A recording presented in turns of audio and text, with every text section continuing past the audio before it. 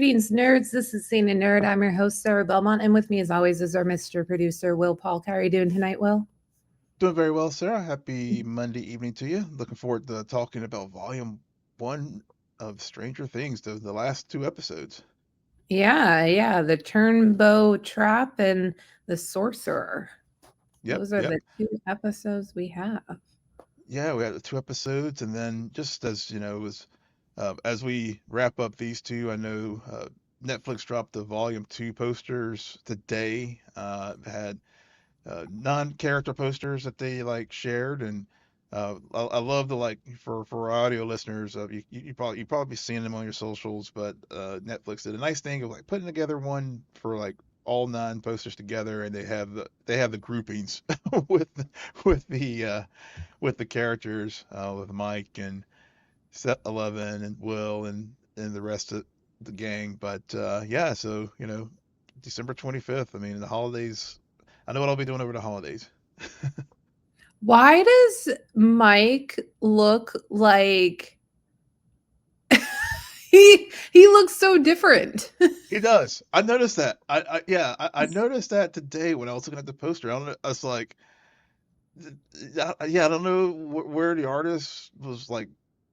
This doesn't look like Van Wilpart. They got like a double or something like that. Right. Right. I mean, okay.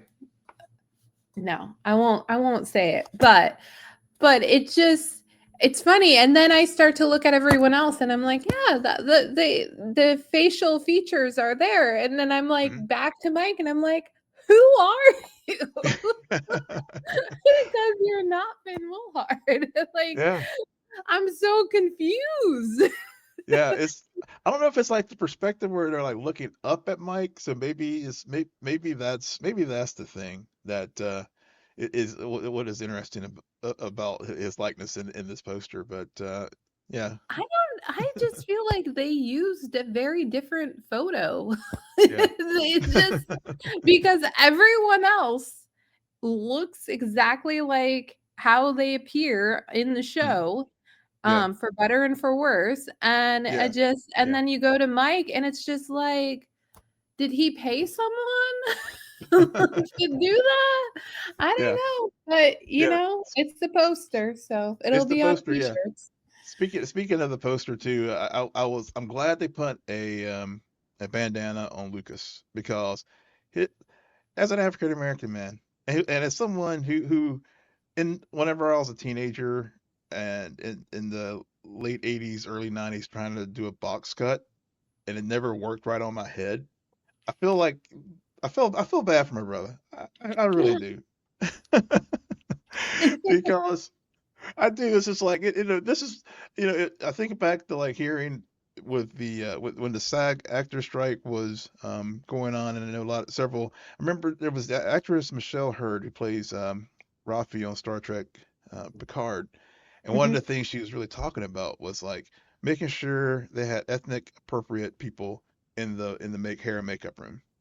Mm. And so as soon as whenever I meant to mention this last week when we were talking about the first two episodes and just and seeing Lucas's haircut and the line and the bad box and it just looks like you know it was like he couldn't style it just right.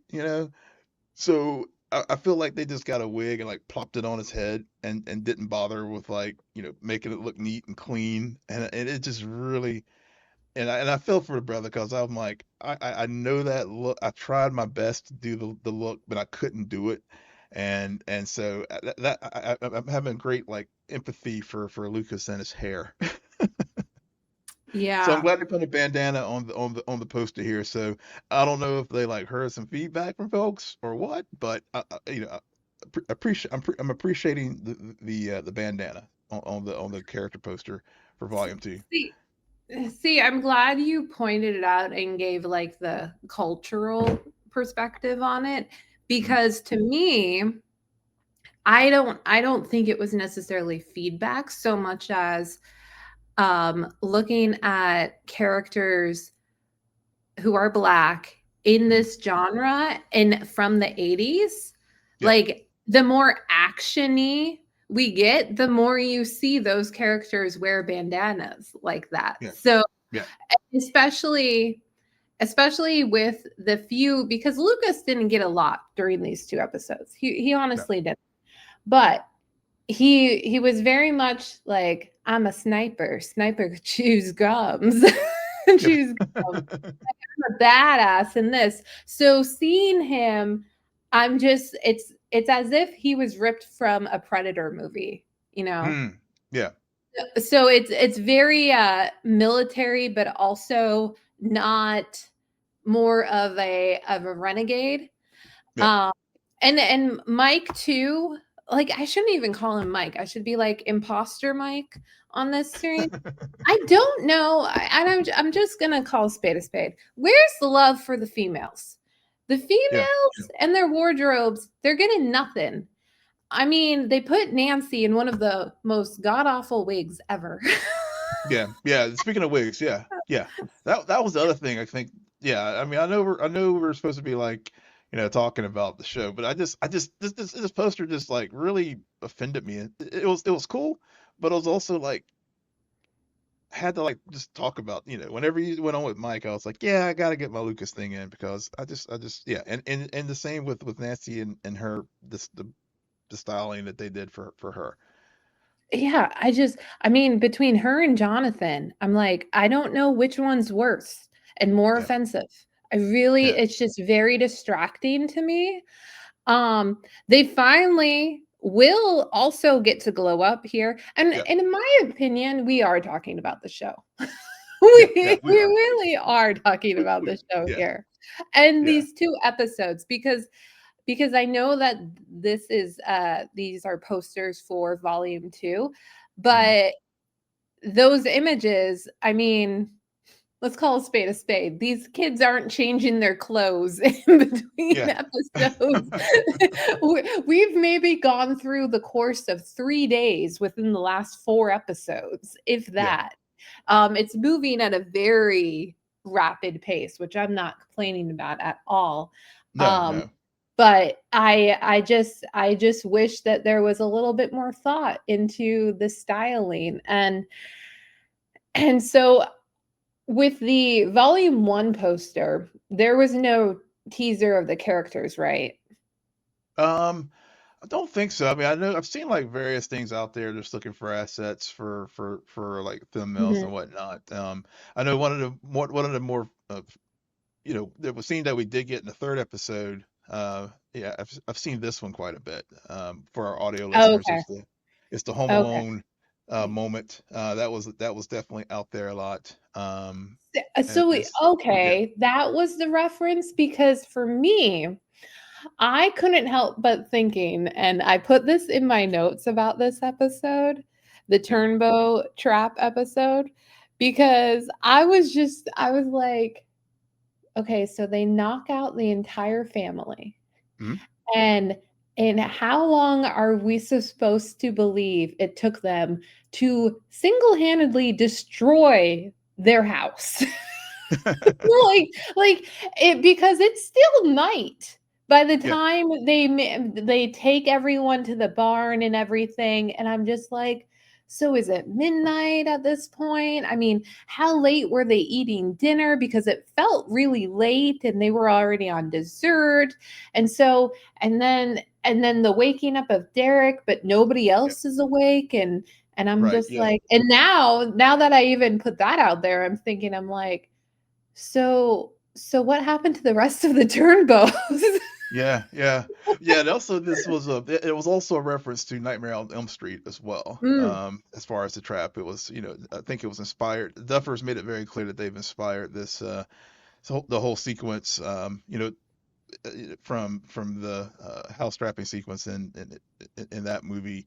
But also, like I said, I mean, well, all the physical things that was happening to the Demogorgon, also just like I said, reminded me so much of Home Alone, which is also late '80s. So Yeah, yeah, no, I mean, we briefly talked about the nostalgia factor of the show, and I think that's what really this season is on full cylinders.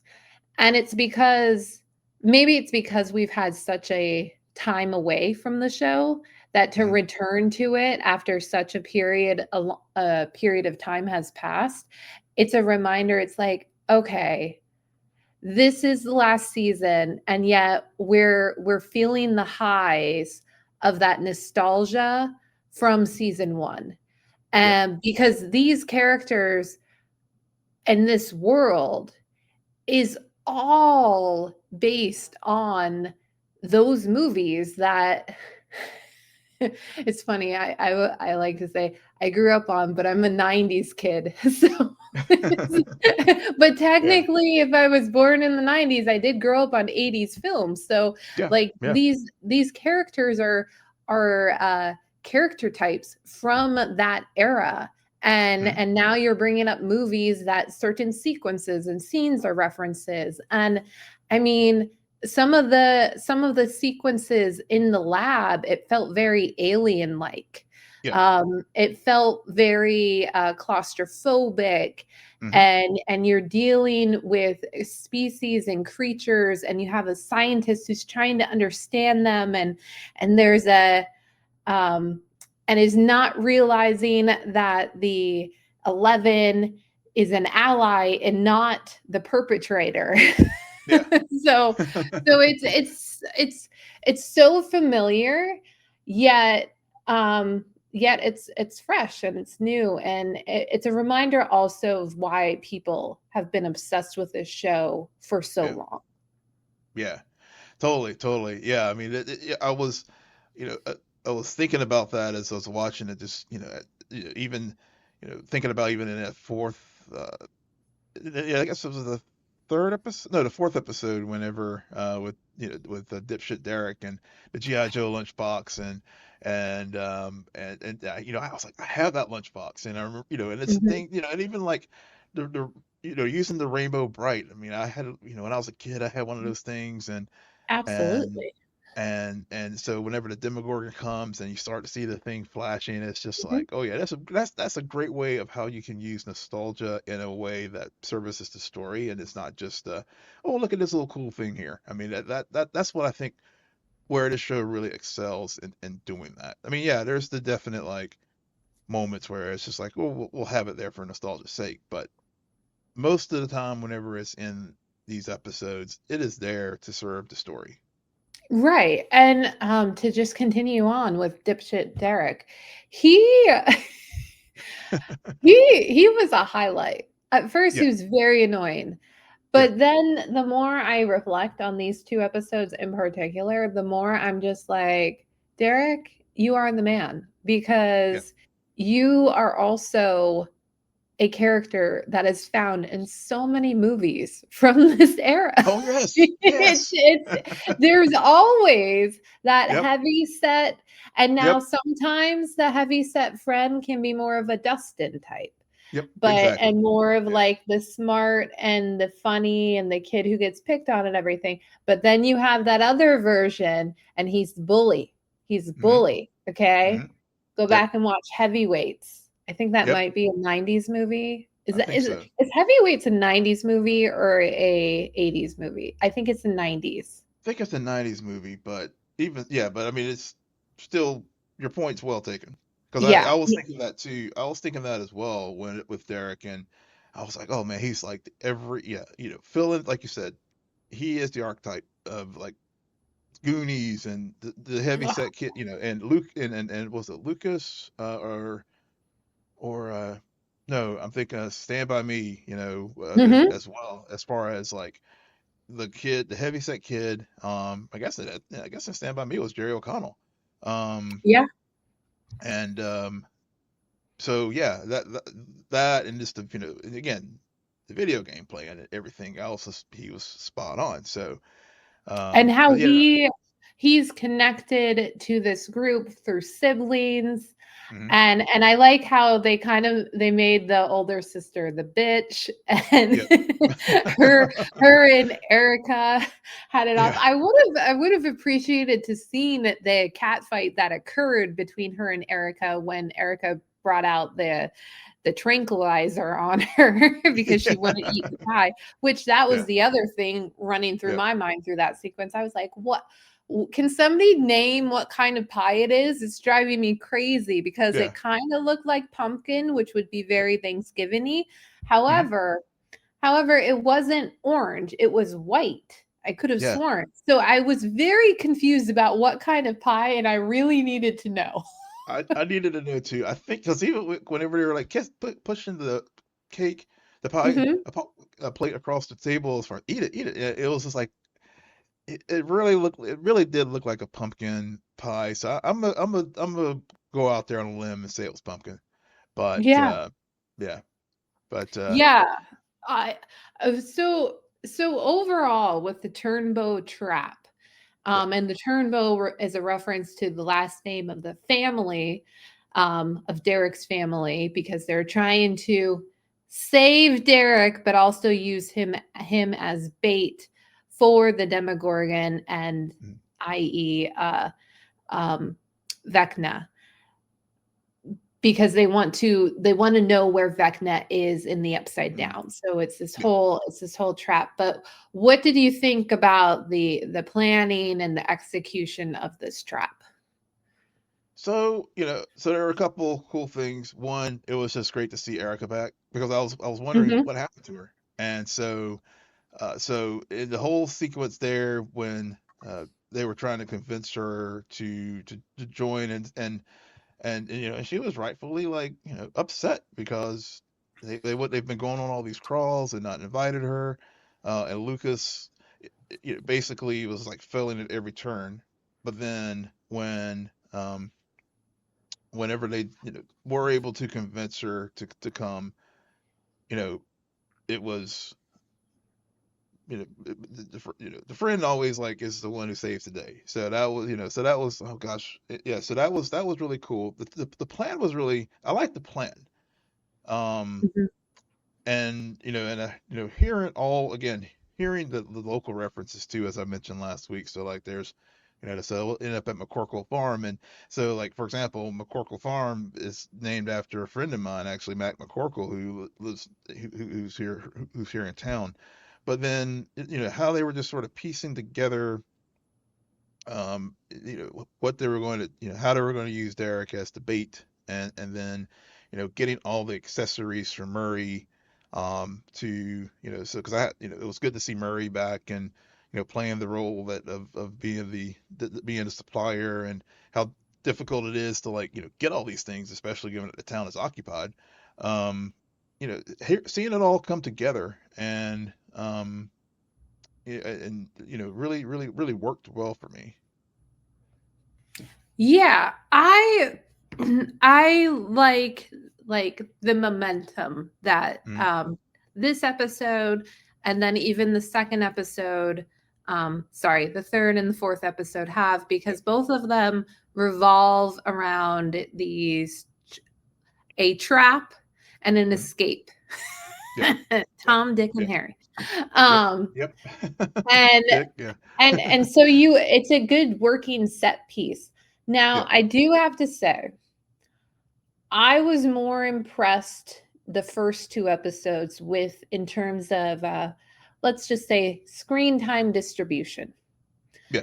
Um, I felt like, especially this is very much felt in and is a critique of the fourth episode, because I swear, what was Dustin and Steve's contribution and Nancy and Jonathan contribution to the fourth episode? All they did was they followed the Demogorgon into the upside down, and Steve drove his car into the wall, Yeah. and then Dustin out of nowhere. And I don't know if this scene was needed in this episode because they were such the afterthought, but the whole scene of him being like, the wall isn't like a wall, it's a circle.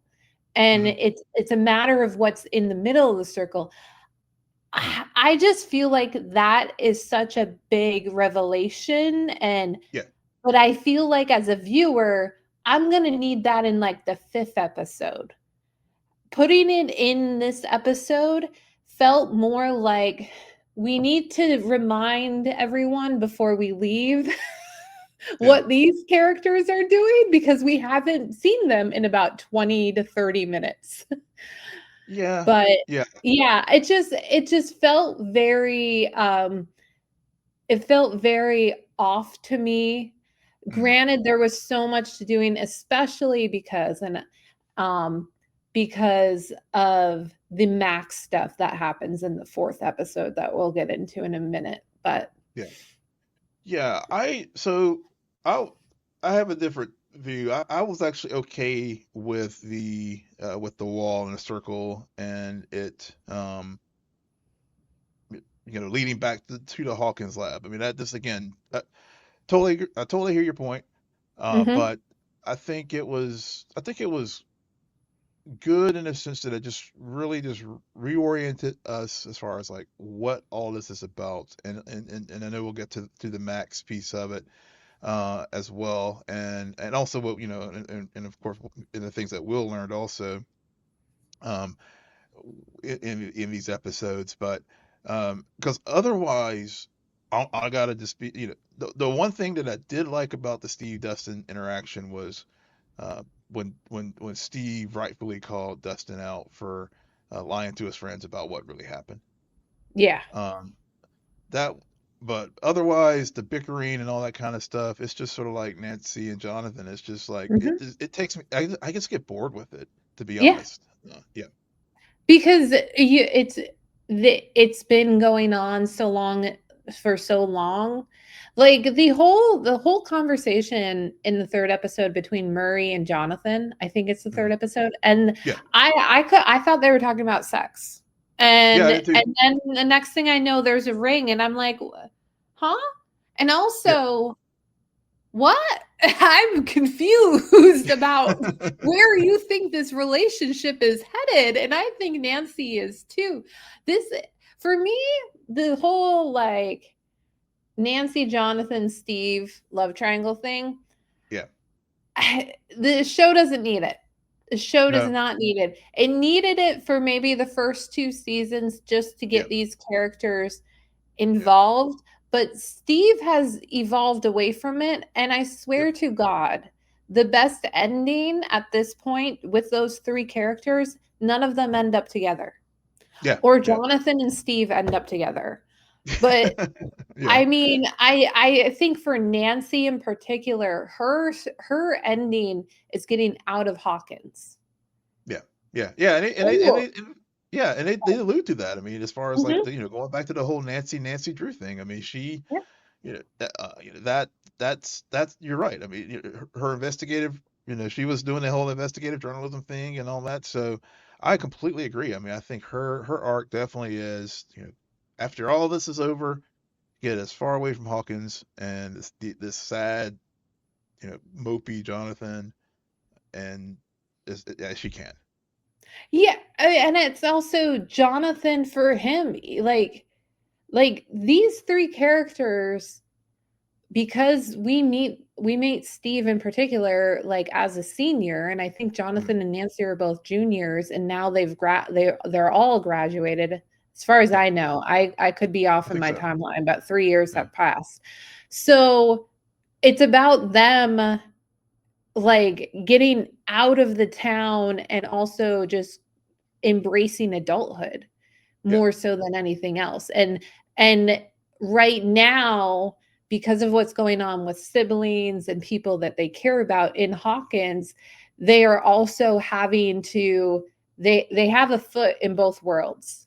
Yeah. And I'm not Yeah. talking about the upside down. I'm talking about adulthood and childhood.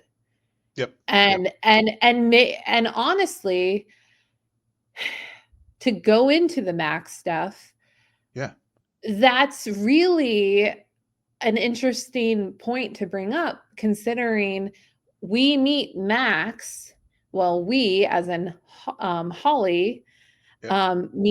meets Max in what we learn to be a memory, and Mhm. specifically Henry's memory, and it's a memory mind. I'm so glad we watched Severance before this Yeah. because Yeah. she's just running like like Yep. like them.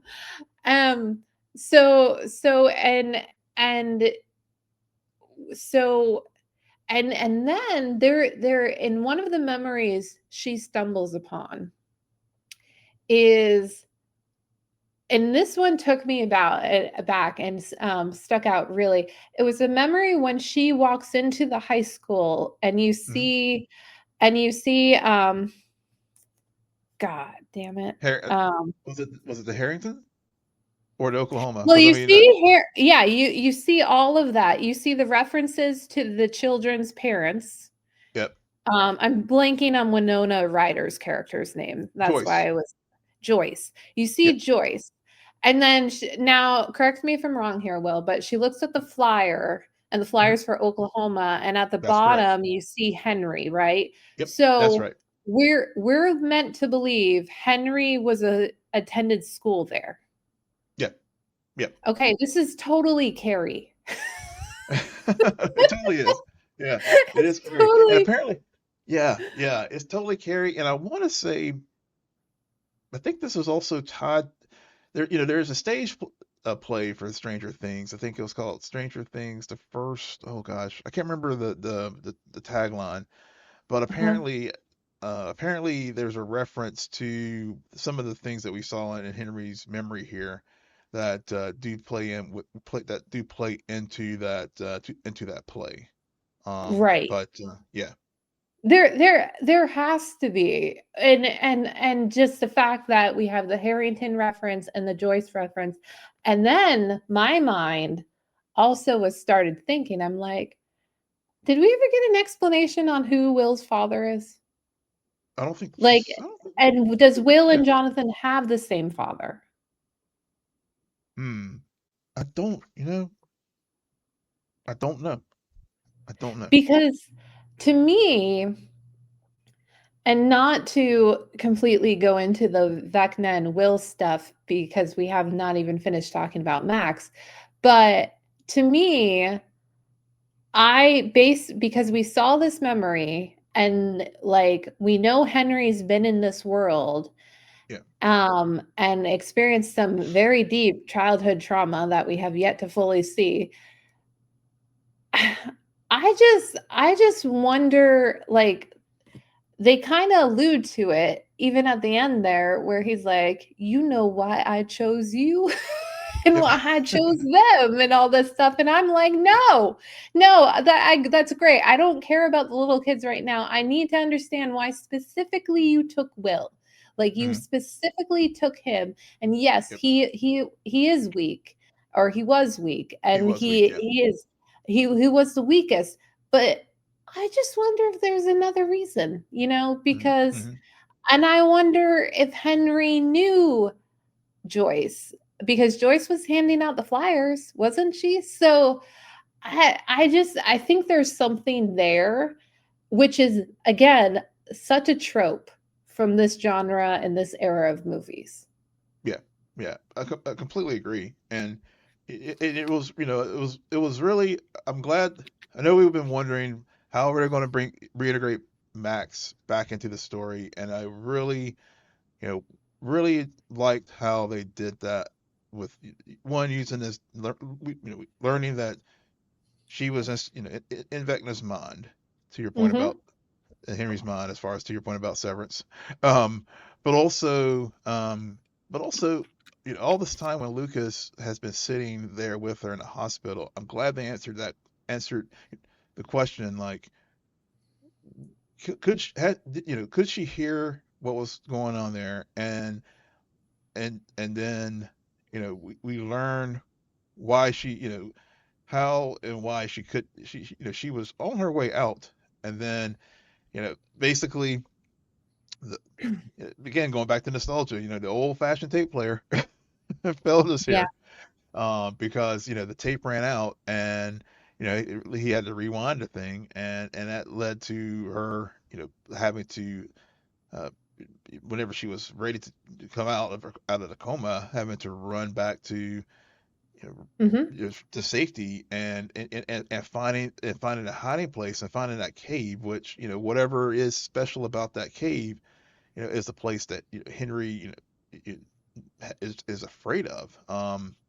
And I don't know, what it Well, is, or because she was talking about how he had the terror on his face, and he was exactly.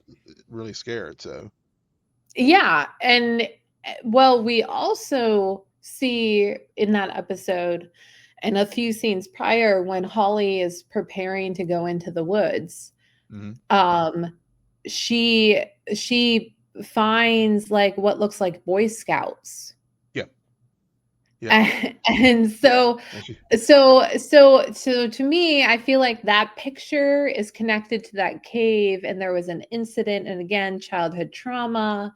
hmm And there, what we don't know, if you really think about the history of this show, is we know that Henry is number one, right? yeah, right, But how was he created? hmm And what it looks like is it seems like he had a life before being number one, hmm and then he was taken.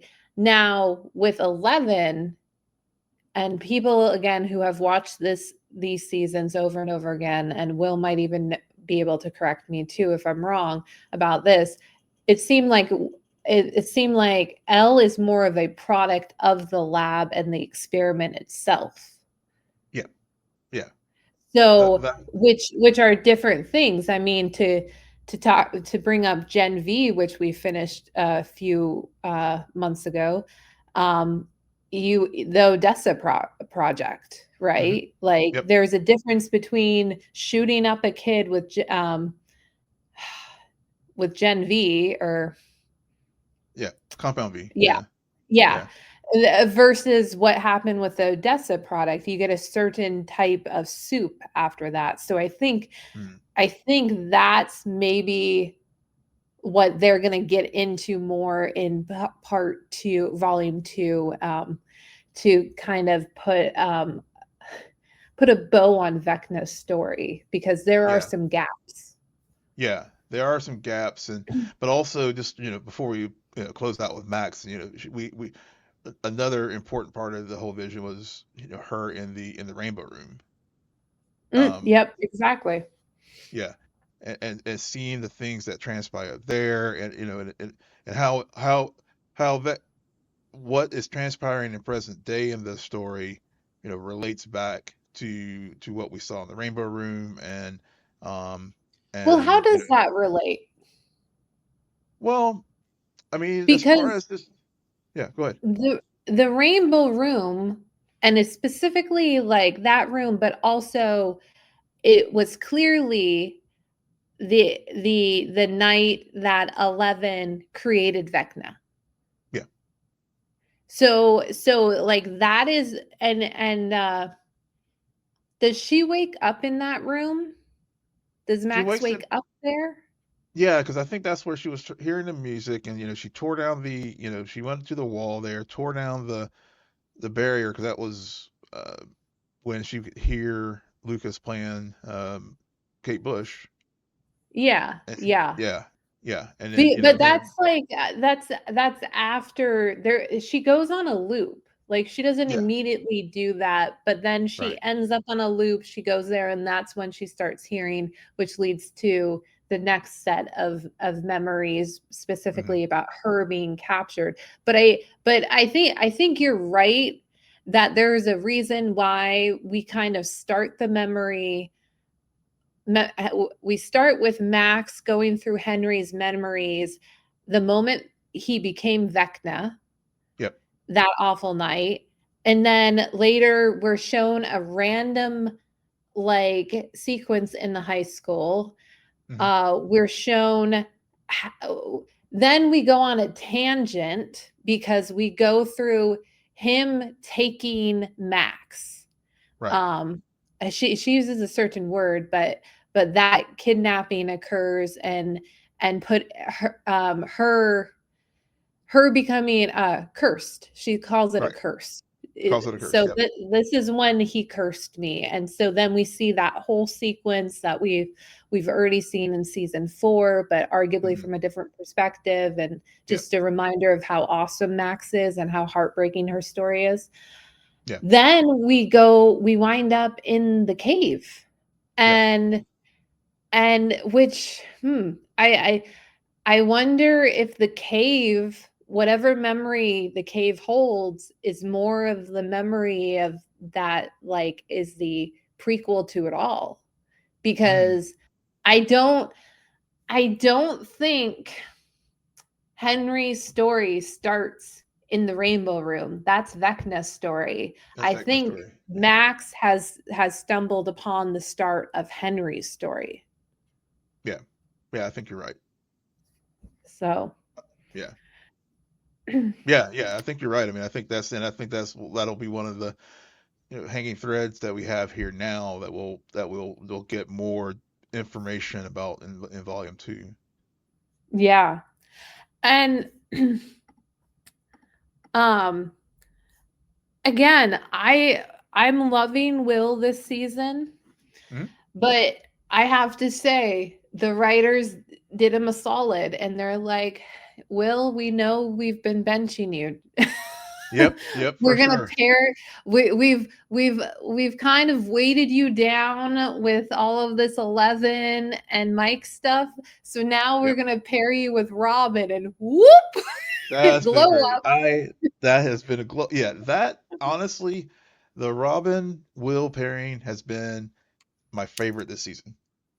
Because I mean, I've always enjoyed Robin and Steve, but this is like next level as far as my enjoyment of the characters, their interactions, um, the whole, you know, how, with the end with episode two where they leave the radio station and go off on the adventure, and then how this episode starts and they're riding their bikes back, and of course, um,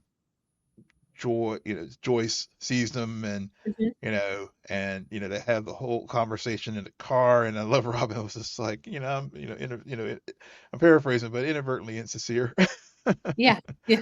um, but it was very important because I think it led to a very important conversation that Will and Joyce needed to have, as far as just he just don't protect don't protect me anymore, Mom. Don't be overprotective. I my our plan worked. If we had gone done your plan, we can't hide anymore. And Well, I think it just and I think the other thing I would think too, as far as this whole thing about hiding and whatnot, I mean, it plays into their, the sexuality of it all. And oh, before we go there, yeah, yeah, can I just want to, because I think again also Joyce has needed this season to happen, yeah, because what I thought was probably arguably the most powerful Joyce scene I have seen in this entire series is when she's explaining to him her PTSD. yeah, And then it's like a light turned on for me. I was like, okay, that makes sense. yeah, You have mom guilt to the hmm, extreme right now. And yeah, I have not recognized it. And I am sorry, Joyce. I just thought you were really annoying. But yeah, no, she is stuck on that night. And she's yeah, just like, I will not, I lost you for 8 hours. hmm, Like, I did not, and it's not I lost you. I did not know you were yeah, missing for 8 hours. It's the shame and the guilt of that. Like, hmm, it could have been an hour and she would have still been acting this way. yep, And for her being a single parent, from what we've yep, seen, it's just magnified. And then it's like, okay, I get why you're extra careful with him, hmm, because you you looked away and he was gone and you didn't even know, and it just that's a lot of trauma to carry around with. But I like how in that moment you finally understand her perspective yeah, and you understand his. And again, I think why a moment like that stands out is because it's something that we were talking about last week with this show. These characters shine when they're finally saying the things the viewers have been saying for saying years. for years. Yes, yes, Or in this case, they're saying something that we didn't think about or hmm, consider, but makes sense in terms of the sequence of events these characters have been through. So it's like that is a logical explanation for your behavior, and I accept. Yeah, yeah, yeah. That's a very good point. It's a very good point. Yeah, but you're right. Like I didn't think about the hiding, and we start this season with Will hiding, Mhm. and how that's also a metaphor for his own coming out story that we're full speed ahead on in this season in particular.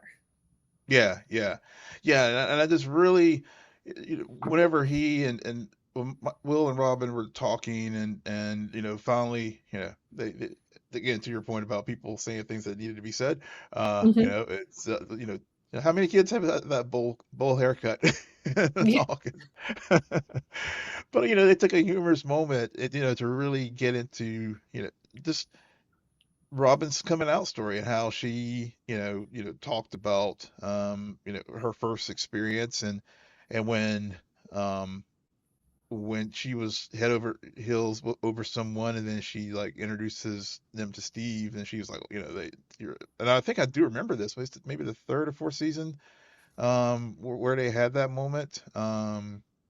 Oh no, wasn't Robin introduced in the second season? Yeah, maybe way back Because then. Yeah, they okay, had that whole moment with like yeah, her and Robin, or Robin and Steve became a yeah, dynamic duo in the second season, yeah, and we got the other version of the story, I guess you would say. But yeah, continue. yeah. Yeah, yeah, but I just liked, but it was, that moment in the episode where they were talking about it, and she was just sort of leading him through, and the feelings of falling in love, and usually we're just so used to the heterosexual Mhm. storyline arc with that, but then but how how universal these feelings are, whether it's a heterosexual, homosexual, and also, like I said, really getting back to my point about the hiding, Will's been hiding so many things, and this is one of them. So, yeah, so in addition to, what we will eventually see later in episode 4, but I think as far as him coming to grips and understanding himself, and and of course, his, I mean, honest, they just went right to it. I mean, the feelings he has for Mike, which I'm like, Mhm. that's going to be complicated because Mike's all about 11, but be that as it may, I really like the way they framed that in this episode and these two episodes, and um, looking forward to not only the things that we see in episode 4 as far as just go ahead and say it, the powers, but also him just growing up and accepting his sexuality as far as who he is. Right. Um, to touch on the powers. Yeah. Okay. So Vecna says at the end, not all minds belong in this world, right? And I Right. chose these children because they're weak, and their minds are easily they're weak physically, and their minds are weak, and they're easily broken, and you were the first, and you broke so easily, and you showed me what was possible. Like, Yeah. Will, I hate to tell you, but I love to tell you, but you're the reason this is all happening. Um, but he also says, like, not all minds belong in this world. They belong in mine. And then Hmm. he also points to his mind when he says that. Yeah. So, and we know Max is in Vecna's mind, Vecna slash Yeah. Henry's mind. Yeah. Like, she is going through these memories. So this may be a prediction, or just wanting to see where your thoughts are on this. Yeah. I know going into the season, the odds are pretty high Will's going to die. But and I love Max. Hmm. I I would argue if they end the show with Will dying, Max has to die too. Yeah. Because and then a part of me is also thinking all of these kids that have now been taken, they have to there's it just makes me think like no, they've crossed over. Hmm. Yeah. They've been injected with this stuff, and they're only alive in his mind, and if he dies, then they die as well. Yeah. Yeah. I mean, it, to that point, we've seen, like, for example, with Will and the Demogorgon, whenever you know the physical pain about while the army was um, Yeah, attacking the Demogorgons, he was, the manifestations of that were happening to Will as well. yeah, So the to hive that mind. point, yeah. Mhm, So you're right. I mean, I think if Vecna dies, I mean, these other kids are, who are linked to him, and also, you know, uh, I was talking earlier about Dustin and everything leading back to Hawkins, but also Will mapping out what he's been seeing, and and mhm. marking off the kids and stuff. So it's, the hive mind is, it's a hive mind. So you know the happy ever after ending would be the kids are freed, and from the hive mind, and they survive. But someone's going to have to die here, and it's just a matter of, like you said, is it Will, is it going to be Max? um they did the head fake with 11. Hopper, which, yeah, 11, yeah. uh It very much well should and could be 11. yeah, But I also question, like, are we thinking too small about it? Is it just one person or is it a lot of people? a lot of people, And yeah. I randomly stumbled upon a clip of a show, a podcast, and I don't even know what it's called. But um they had some super Stranger Things fans and talking about it, and they did drop a theory that I like. Hmm. And their theory is this is going to end like No Way Home. People are going to Oh, live, but no one's yeah. going to remember Remember, what happened. yeah. And why I like that theory is because I have not said this yet, or mentioned this, but for whatever reason, while watching this and dealing with imaginary friends, or Hmm. imaginary friends and the kidnapping and torture of children, it has it written all over it. Oh, yep. Yeah, And yeah, again, that whole legend is also like the adults don't know what's going on and it only happens so many years, and yeah, there so it yeah, yeah, makes me, having already thought about that reference, makes me subscribe more to this theory that potentially, like, a lot of them could die, but and nobody's going to be remembered, which makes, also, to just add on one more thing with that, is considering where we saw Eddie's legacy at the start of this episode right, as a casualty in this war, yeah, and he's being like completely pissed on and tarnished, and Dustin is pissed off about it and is wanting to uphold like the importance of, like, no, this is a reality, this is a real thing that's happening. So yeah. yeah. Yeah, yeah. I mean, I like your theory there, especially the No Way Home reference that you put there, because um, again, we throughout the series we have seen people, all these things happening in Hopkins, and it gets dismissed, for whether it was Mike's parents, um, and other things as well. So, I mean, the past is prologue here. I mean, as far as just like that could be a way that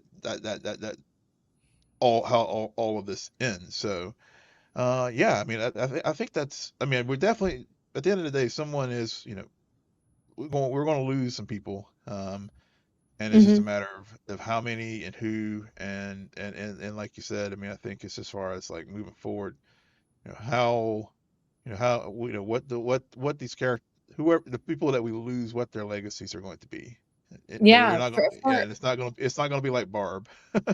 yeah, for a moment, I thought we were gonna lose Hopper. I did, okay? Did I you was see? I there. knew that was, yeah. For whatever reason, I was like, "How fucking dare you? Dare you?" I just went on a whole tangent about how this is the only reason why I'm okay with Eleven's storyline is because she's stuck with Hopper, and you're gonna take him away. I can't stand for this, and so yeah, the that was good. I did have an early thought, and I might have mentioned this even last week during last week's discussion, but about the others. And Yeah, like you we did. we we met the others, so where are they? And then Yeah. we see her and Hopper find eight. Yep. In the now here's where I need some correcting and some help. Yeah. So was 8 being used to create that frequency sound that caused like Hopper refers to it as 11's kryptonite, or were they using that on her to kind of neutralize her and run tests and everything? I think she was. I think they were doing it for both. I mean, I think Mhm. they used her to um, basically test to see what how they could disable these these psychic kinetic abilities that the Hawking, that the Rainbow Room kids had. But also one of the powers that Eight has is and they probably, I mean, talk about a deep reach. I mean, we saw her in like season two, Yep. um, and she has the ability to create illusions Mm. and altering people's perceptions on things. So there were multiple. So I think there are multiple things that Dr. K and the team was utilizing her Yeah. for. Yeah. Now, how many of the others have we met? Like, because I don't know. I mean, we got an 11, and we got an 8, and we got a Yeah. 1. Yeah. Where's the rest? Where are the rest? I think the rest are all all perished in the room, if I recall. Okay. Whenever that night. Yeah. Yeah. Yeah. Okay. So that's where Yeah. 76543 Yeah. went. Because Okay. I guess there were a dozen kids in the room, and so of course, going back to my comment about the Yep. the the rainbow room, Mhm. and what now the military, it, or a couple things. Vecna wants, he's pulling these kids, and then of course the Yep. military has also replicated this project too, because they were like rounding up all the kids in Well, Hawkins they thought who they could protect them. they can protect them, but we also, but I also think that they they had some other plans for them as well. Oh, I don't think so. You I don't think so? think Okay. because Kay says it. Kay Yeah, says that's true. Yeah. that 11 is taking them. They were trying to use them as bait Fate. for Yeah. Yeah. Okay. but yeah, So yeah, for yeah. 11 because Yeah. she again is coming at this from the perspective that 11 is the Yeah. one Yeah. doing the harm, and they don't know what Vecna is, Yeah. or but now they Yeah. do. Now they do. Yeah. Now After they do. Yeah. yeah, Yeah. Because I yeah, which that's right. But yeah, because that's right. Because they had the whole scene. Kay and the sergeant had that whole conversation, mhm. and how he was just like, isn't it wrong to use these kids as bait? That's right. Yeah. Right, right. Yeah. Which again is a parallel conversation to us getting understanding why Joyce, a single Yeah. parent, is okay with these kids knocking out an entire family Yeah. and Yeah. destroying their house and Yeah. kidnapping children as well. So it is everyone is a kidnapper on this show. Yeah. But to go back to the military being confronted by Vecna and the Demogorgons, I mean, this is why Derek was on a full redemption arc because of his whole line is like, excuse me, officer, I've seen what these things, what's coming for us, and I can tell you, you cannot protect us. Nope, nope, Yep. you Nope. you can Nope. protect shit. Yep. So I'm gonna go. So Yep. you're gonna let us go now, right? Okay. Right. Yeah. Like, Okay. Yeah. Yeah.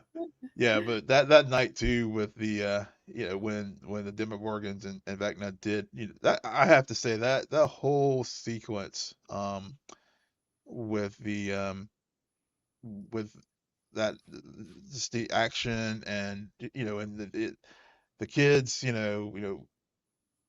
trying to protect the kids from being harmed. And yeah, I mean that was one of my favorite moments, I think, of the 5 seasons, seeing that moment. And then of course Will having his emergence as far as his powers and protecting, not only we've seen him like looking through all Vecna's eyes before, and other in the Demogorgons, and now using that to like save Mike and Lucas um and all, whenever they were there, and Robin as well, whenever they were all trying to help those kids escape. So that was one of the highlight moments for me for this volume one, and also just really for the whole series.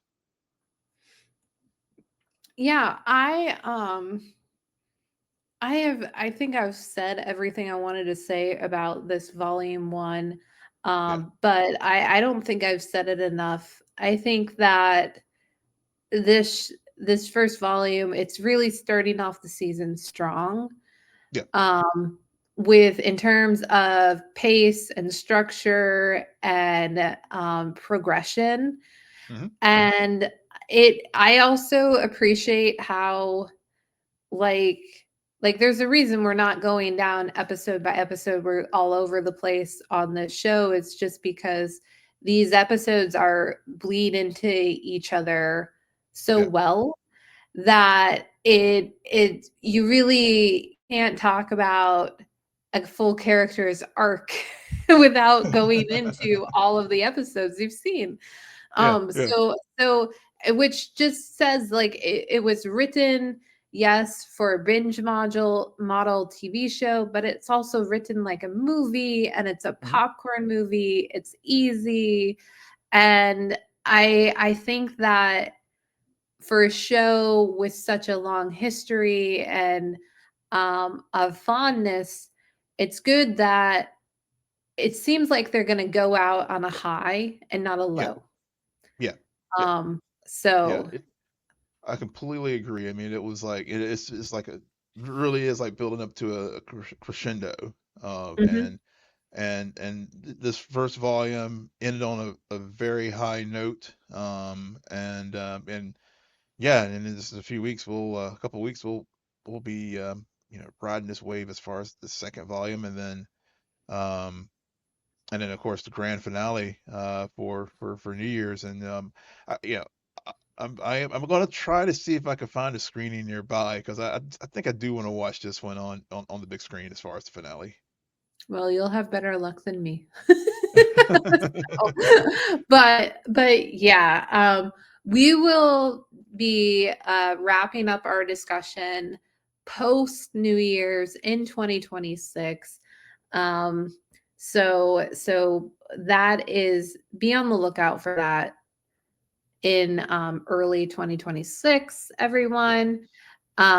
Next week, we will talk more about what's ahead for 2026, as well as a lovely list discussion of our some of our highlights of 2025. So next week will be a fun. We won't necessarily have any shows to talk about, but we're going to talk about, like, I don't know how many different shows next Oh gosh, week. yeah, yeah. I'm looking So forward to seeing what your tops of 2025 are. Because I'm starting to putting together at least my list, and probably be like sub list. I'll have honorable mentions. Oh gosh. I'm gonna spoiler alert. I don't think I'm gonna have any honorable mentions. Mm, And I, as always, if you've been listening to us all year round, you should have an idea of what my list will be if we're Yep, talking top 5 favorite shows of the year. And favorite, it's open to interpretation, okay? that's correct. Yep. So it's open to interpretation, and but um yeah, I don't think anyone should be that surprised by what's on my list and what's not on my list.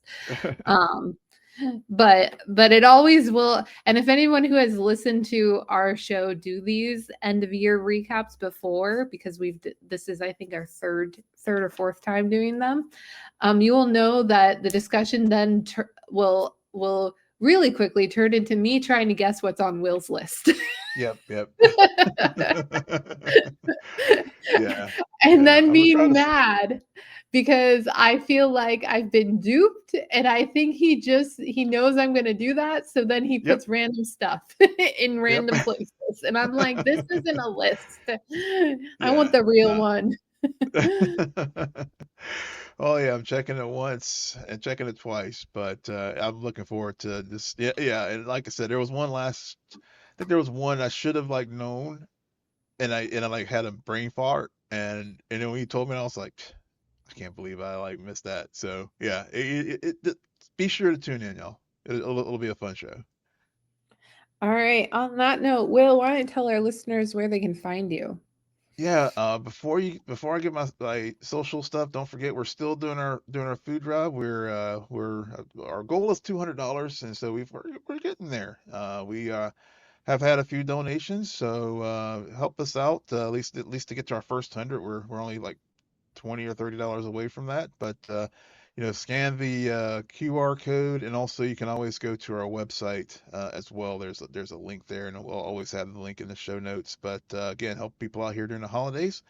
And with that, you can always find me on all the socials at Will and Polk, WILLMPOLK. And you can find me there too at SJ Belmont, SJBLMONT. Please follow our crew on X, formerly known as Twitter, at Scene and Nerd, on Blue Sky. Friend us on social on Facebook. Follow us on Instagram and Threads at scene_n_nerd, and visit our website www.sceneandnerdpodcast.com.